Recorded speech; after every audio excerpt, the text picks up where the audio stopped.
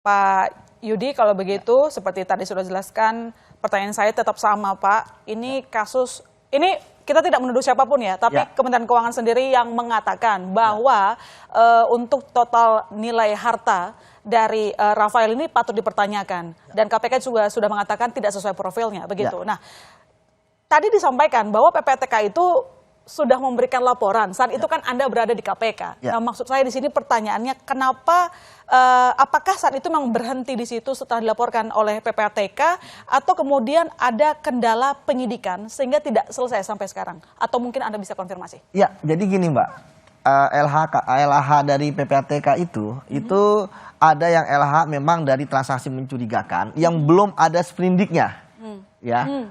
Ya, tapi ada juga yang udah ada sprindik. Ya, misalnya kan saya sebagai penyidik yang menerima LH, kalau udah ada sprindik itu akan menjadi laporan intelijen ya kepada kita untuk kemudian kita kembangkan. Sudah enak kalau di penyidikan.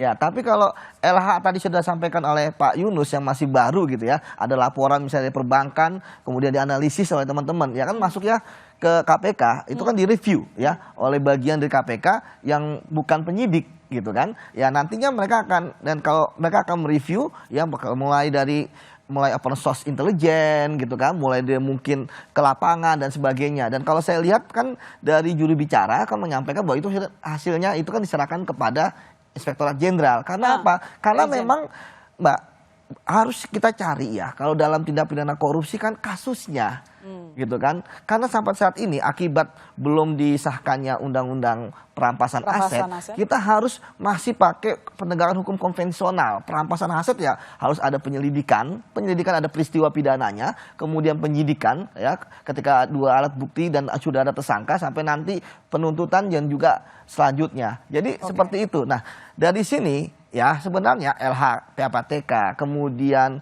dari LHKPN ini kan sebenarnya kan saling membantu.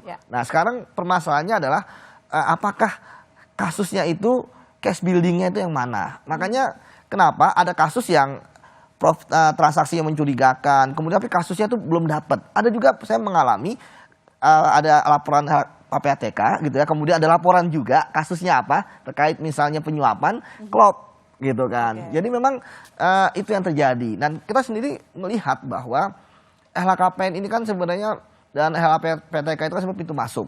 Tapi ya harus dikonfirmasi lagi gitu kan. Seperti itu. Jadi ya saya pikir inilah momentum Mbak. Kalau kita bicara per case ini, besoknya kalau misalnya permasalahan sistem yang nggak akan diubah, sama pasti besok ada pejabat punya uang 2 triliun, ya harus dibuktikan lagi 2 triliun kasusnya yang mana. Seperti itu.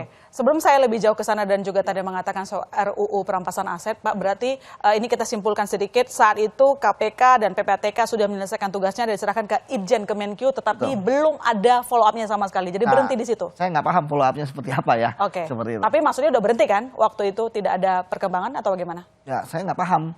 Ya kan, seperti apa? Itu ya, kita perlu konfirmasi ini ke Kementerian Keuangan sih supaya tidak ada salah persepsi.